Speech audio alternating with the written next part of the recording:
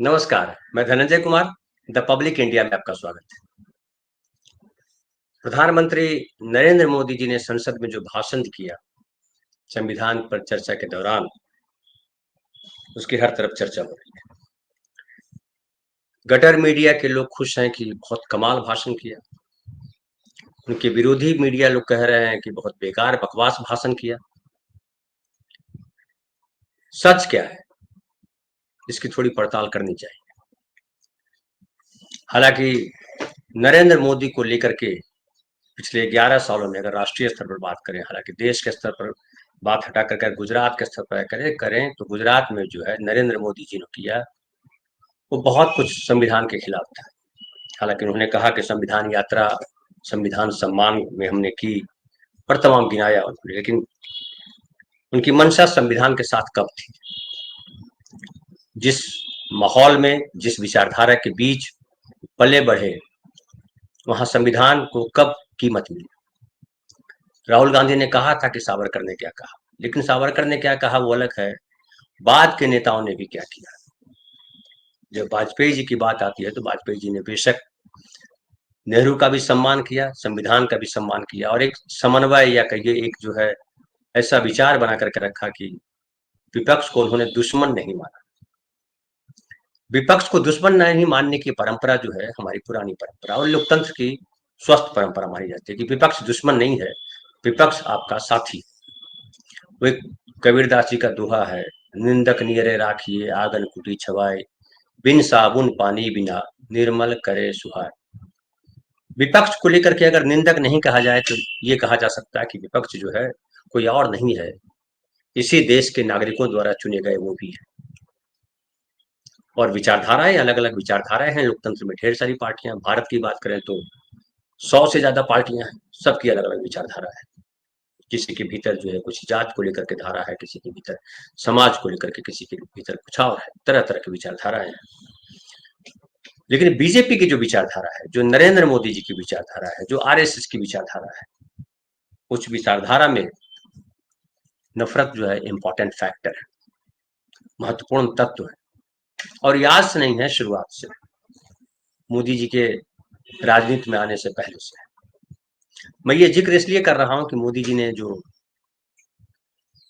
नेहरू जी के बारे में बात की और नेहरू जी को कहा, उन्होंने कहा, जो लंबा अपना भाषण दिया उसमें नेहरू जी के बारे में कहा कि वो जो है नेहरू जी ने जो पहला संविधान संशोधन किया था, वो पहला संविधान संशोधन जो है वही बतलाता है कि संविधान को लेकर के कितने जो है सहमत थे। और उन्होंने जिक्र किया कि करीब 6 दशक में 75 बार संविधान बदला गया, देश को जेल खाना बना दिया गया, अधिकारों को लूट लिया गया, प्रेस की स्वतंत्रता को ताले लगा दिए गए। कांग्रेस के माथे पर ये जो पाप है वो कभी धुलने वाला नहीं। उसके अलावा जो है उन्होंने कहा कि जो लोग संविधान में लोगों के नाम ढूंढते हैं, मतलब जो राहुल गांधी लगातार बात करते हैं कि बाकी जातियों के लोग कहाँ हैं, उनके बारे में बात कर रहे हैं कि कांग्रेस के एक अध्यक्ष हुआ करते थे अति पिछड़े समाज से, सीताराम केसरी के बारे में बात कर रहे हैं। उनके अध्यक्ष सीताराम केसरी का कैसा अपमान किया था, कैसे बाथरूम में बंद कर दिया था, उठाकर फुटपाथ पर फेंक दिया। अपनी पार्टी के संविधान को न मानना, लोकतंत्र को न मानना, पूरी कांग्रेस पार्टी पर एक परिवार का कब्जा है। और उन्होंने जिक्र किया कि जो मूल जिस पर मैं आज बात करना चाहता हूँ, और इसे समझिए, बहुत सारी गलतफहमियां सोशल मीडिया के द्वारा या संसद में जो नेता भाषण कर रहे हैं, ये पहली बार हो रहा है जब नरेंद्र मोदी और उनके साथी भूल जरूर बातें भी कर दे रहे हैं और संसद के रिकॉर्ड में वो दर्ज हो रहा है। कई बातें झूठ होती है, कई बातें आधी सच होती है, और अगर संदर्भ से उन बातों को हटा दीजिएगा तो उसका अर्थ का अनर्थ निकल जाता है। लेकिन जो नया समाज हमारा है, नई पीढ़ी है, वो राजनीति को लेकर के एक तो वैसे ही उदासीन है, दूसरा ये है कि उसके पास फुर्सत कहाँ है इतिहास पढ़कर, पलट कर पढ़ने का, इतिहास में क्या क्या हुआ था, संविधान ने क्या क्या अधिकार दिए थे, संविधान कैसे बने, और संविधान में जो संशोधन हुआ उनकी वजह क्या थी। मैं आज पहले संशोधन की ही बात करूंगा जिसमें उन्होंने कहा था, नरेंद्र मोदी जी ने। उन्होंने कहा कि 1952 से पहले राज्यसभा भी नहीं थी, राज्यों में भी चुनाव नहीं थे, कोई जनादेश नहीं था। अभी अभी तो संविधान निर्माताओं ने इनका इतना मंथन किया था। 1951 इन्होंने ऑर्डिनेंस 1951 में इन्होंने ऑर्डिनेंस लाकर संविधान को बदला, अभिव्यक्ति की आजादी पर हमला कर दिया, संविधान निर्माताओं की नहीं चलने दी। अपने मन की चीजें जो संविधान सभा के भीतर नहीं करा पाए, पिछले दरवाजे से किया। ये नेहरू जी पर आरोप लगा रहे हैं। उन्होंने कहा चुनी हुई सरकार के प्रधानमंत्री थे, उन्होंने पाप किया। उसी दौरान प्रधानमंत्री नेहरू जी ने मुख्यमंत्रियों को एक चिट्ठी लिखी, अगर संविधान हमारे रास्ते में आ रहा है तो हर हाल में संविधान में परिवर्तन करना जरूरी है। 1951 में यह पाप किया गया। राष्ट्रपति राजेंद्र प्रसाद ने कहा कि यह गलत हो रहा है, स्पीकर ने कहा, आचार्य कृपलानी ने कहा, जेपी ने कहा, तमाम लोगों के नाम ले। उसका उदाहरण उन्होंने दिया कि कहा उन्होंने पढ़ा, क्या जो संसद में जो उस दिन बहस हुई थी वो निकाल कर रखा। कोई भी बात होती है तो संसद में उस पर चर्चा होती है, या कहीं अखबार में छपेगा, कोई पत्र, उसमें तो पत्र व्यवहार होते थे, फोन तो था नहीं कि हर कोई फोन पे ही बात कर लेता था। तो ये जो हुआ उसके बारे में मोदी जी चाहते तो विस्तार से रख सकते थे, लेकिन जो पाप कह रहे हैं नरेंद्र मोदी नेहरू जी को लेकर के, ये पाप कहने की हिम्मत जो है अटल बिहारी वाजपेयी जी ने भी नहीं की थी। शायद अटल बिहारी वाजपेयी जी से बड़े नेता हो गए हों मोदी जी। हालांकि 3 बार उन्होंने भी प्रधानमंत्री पद की शपथ ली थी, 3 बार इन्होंने भी ली है। और वाजपेयी जी की जो लोकप्रियता थी, बाकी वाजपेयी जी को जो विद्वता थी, उसके सब लोग कायल थे। लेकिन मोदी जी के किस बात के कायल है? झूठ बोलने के कायल है कि आदमी इतनी सफाई से झूठ बोलता है कि आपको यकीन करने को जी चाहता है।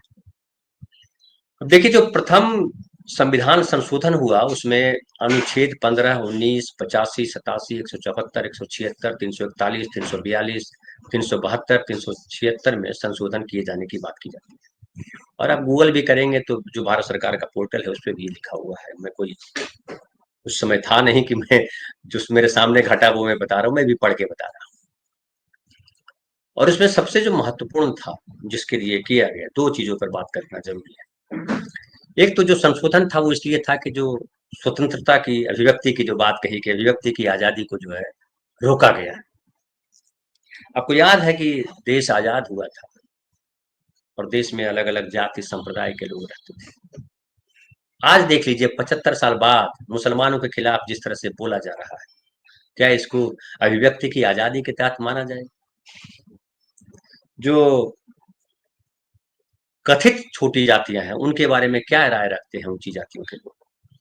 आपको याद होगा एक सुप्रीम ये हाई कोर्ट के जज ने शायद कहा था कि ये जो बिल्किस बानो के जो रेपिस्ट थे उनको छोड़ते समय कहा था कि ये लोग ब्राह्मण हैं, ये इस किस्म के अपराध नहीं कर सकते। ये जो सोच है ये 75 साल बाद बना हुआ, उस समय क्या था सोच लीजिए।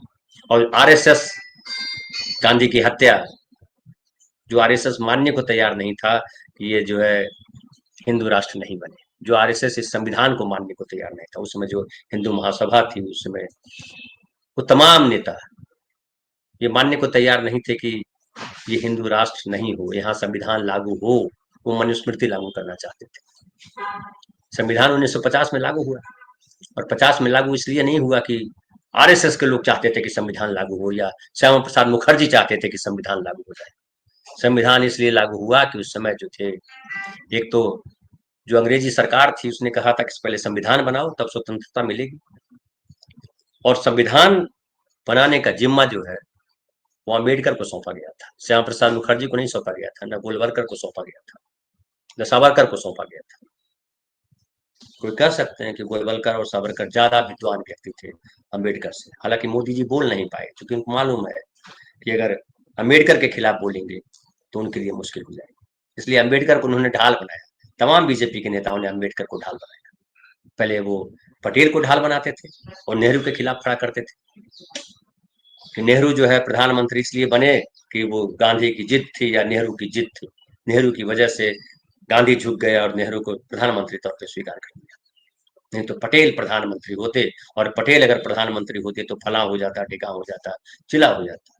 हालांकि पटेल के अपने बयान है कि देश का बंटवारा जो हुआ वो ठीक ही हुआ एक तरह से, अगर नहीं होता तो और बुरा होता देश के नागरिकों के साथ। कई सारी चीजें हैं, अभी उतना विस्तार में जाने की आवश्यकता नहीं है। लेकिन जो ये संशोधन हुआ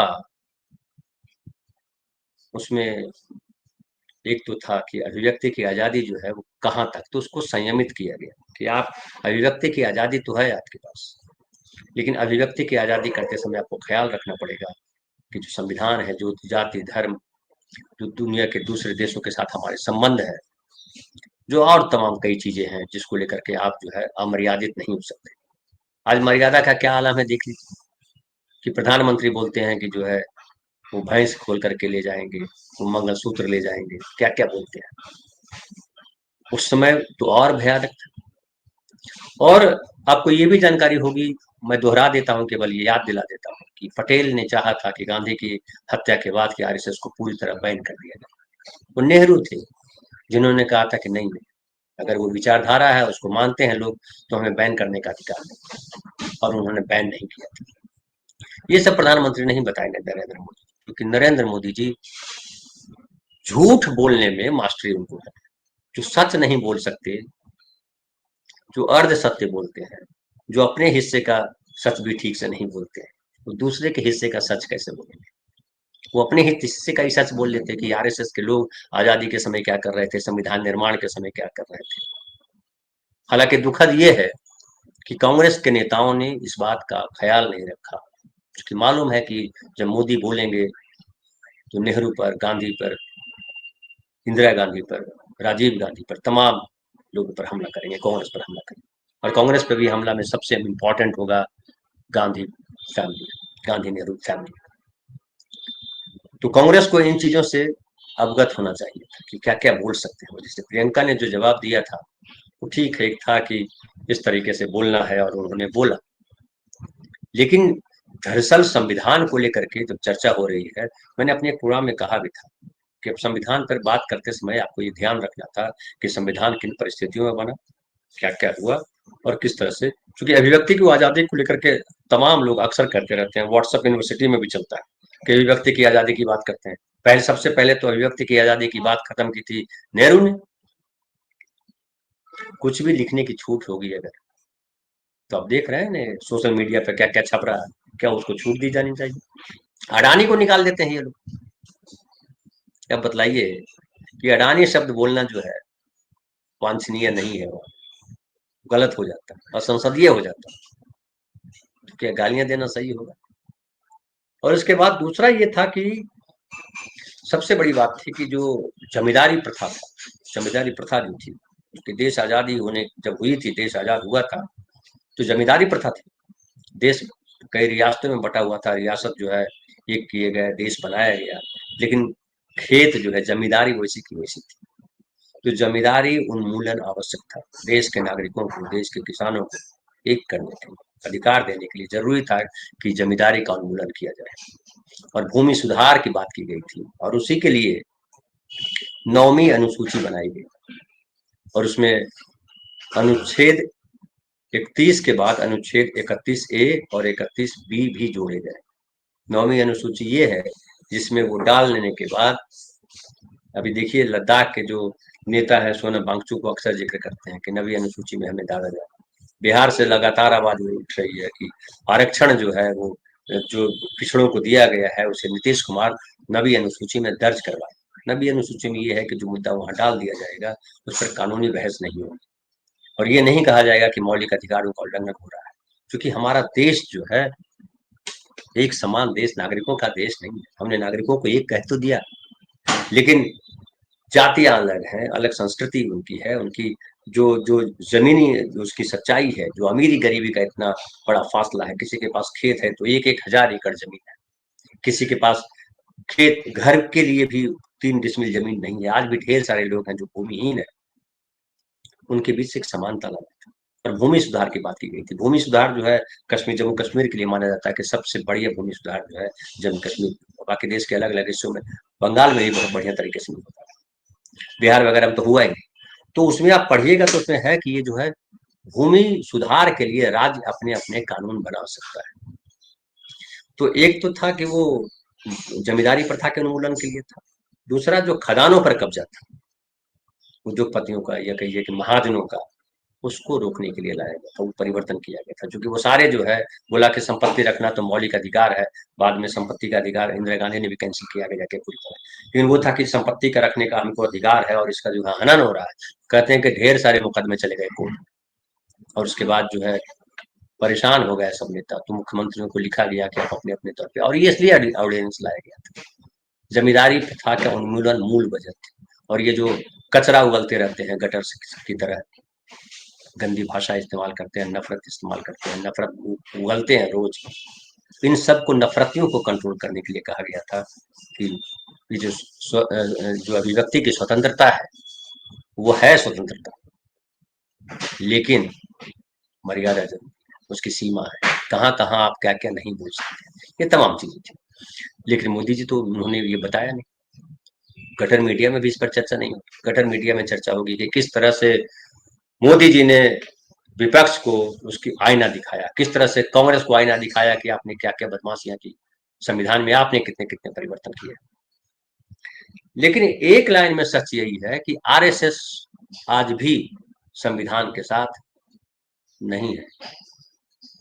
क्योंकि हाँ, एक और बात मैं बताता हूँ, आरक्षण की बात। ये जो उसमें ये भी था, जो प्रथम संशोधन हुआ इसमें ये भी हुआ था कि ये जो पिछड़े हैं उनको अधिकार दिए जाए, और राज्य अपने स्तर पर कानून बनाए कि कैसे पिछड़ों को अधिकार मिले। आरक्षण के खिलाफ बात करते रहते हैं, काका कालेलकर जो आयोग बना था वो इन्होंने नहीं बनाया। तो तमाम चीजें हैं, लेकिन आप समझिए, इसको ऐसे समझिए कि हमारे समाज में कितने अंतर विरोध है, जातियों को लेकर के, संपत्ति को लेकर के, विचारों को लेकर के, संस्कृतियों को लेकर के, आस्था को लेकर के, और ये भयावह है। उसको कंट्रोल करना आसान काम नहीं। अभी मोदी जी देखिए संविधान का कितना पालन कर रहा है, किसानों की बात सुन रहे हैं। जब नोटबंदी हुई थी तो किस बात सुनी थी? सबने कहा था कि नोटबंदी देश की अर्थव्यवस्था को बर्बाद कर देगा। फिर नोटबंदी में काला धन मिला था क्या? कहा था मोदी जी ने कि 50 दिन का वक्त दीजिए, अगर नहीं हुआ तो जिस चौराहे पे कहिए मैं आ जाऊंगा। आए किसी चौराहे पे, मिले प्रधानमंत्री जी आपको चौराहे पर अकेले? फिर इन्होंने जो है 15 लाख देने की बात कही थी, 2 करोड़ नौकरियों की बात कही थी, कहा क्या अमल में लाया? 370 की बात कर रहे थे अपने इसमें, 35A की बात कही थी। 35A क्या है? बेसिकली 35A में जो है वहां पहले से लागू था, और वो इसलिए लागू किया गया था कि ताकि वहाँ की जो संस्कृति है, वहाँ की जो भाषा है, वहाँ की जो जमीन है, वहाँ की जो खुशबू है, कश्मीरियत जिसको कहते थे अटल बिहारी वाजपेयी भी, वो बची रहे। महाराष्ट्र में क्या ये नहीं है, हल्ला हंगामा होता था कि बाहर से लोग आ रहे हैं? बाहरियों के लिए कहाँ झगड़ा नहीं हो रहा? अभी देखिए उत्तराखंड में क्या हो रहा है, असम में क्या कर रहे हैं। तो वो जब 370 आया था साथ में, तो और जैसे बाकी देशों का, बाकी राज्यों का विलय हुआ था भारतवर्ष में, बाकी रियासतों का, जम्मू कश्मीर का रियासत का विलय नहीं हुआ था, क्योंकि जम्मू कश्मीर अलग स्टेट था, वो अलग कहानी है। लेकिन ये जो पहले संशोधन को लेकर के जो गलतफहमियां क्रिएट की जा रही है, जो नेहरू को गालियां दी जा रही है कि उन्होंने अपने लिए किया, उन्होंने जमींदारी प्रथा के उन्मूलन के लिए किया, और जमींदारी प्रथा के उन्मूलन से कितने लोगों का लाभ हुआ, इस पर विस्तार से पढ़िएगा, या कभी हम मौका मिलेगा तो हम उस पर भी बात करेंगे कि कैसे कैसे जमींदारी प्रथा के खात्मे को लेकर के कितनी चीजें हुई, और कैसे उसका विरोध हुआ, और क्या क्या हुआ। ये सारे जमींदार जो है, जो रजवाड़े थे, वो ज्यादातर बीजेपी के साथ खड़े थे। बीजेपी आज जो है, तब जो है आरएसएस था, हिंदू महासभा थी, फिर बाद में जनसंघ बना, और इनकी पैरवी करते। मोदी जी भी उन्हीं की पैरवी कर रहे थे। आज ये अडानी की पैरवी ऐसे नहीं करते, अडानी को पूरा दुनिया लेकर के ऐसे ही नहीं घूमे, वो संस्कार उनको अपने पूर्वजों से मिला है। लेकिन नेहरू ने जो किया वो देश में समता लाने के लिए किया, सबके अधिकार है, और सबको विषमताओं को किस तरह से खत्म किया जाए। कई बार ये आरोप लगता है कि हिंदू कोड बिल को लेकर के जो चाह रहे थे कि एक साथ लागू कर दिया जाए, अम्बेडकर, वो नेहरू ने नहीं होने दिया। नेहरू ने इसलिए नहीं होने दिया, उसको टुकड़ों टुकड़ों में लाया, क्योंकि जिस तरह से ये हिंदू फंडामेंटलिस्ट हावी थे, और अभी अभी जख्म भरा भी नहीं था, अभी जख्म था पाकिस्तान बनने का और लाखों लोगों के मारे जाने का।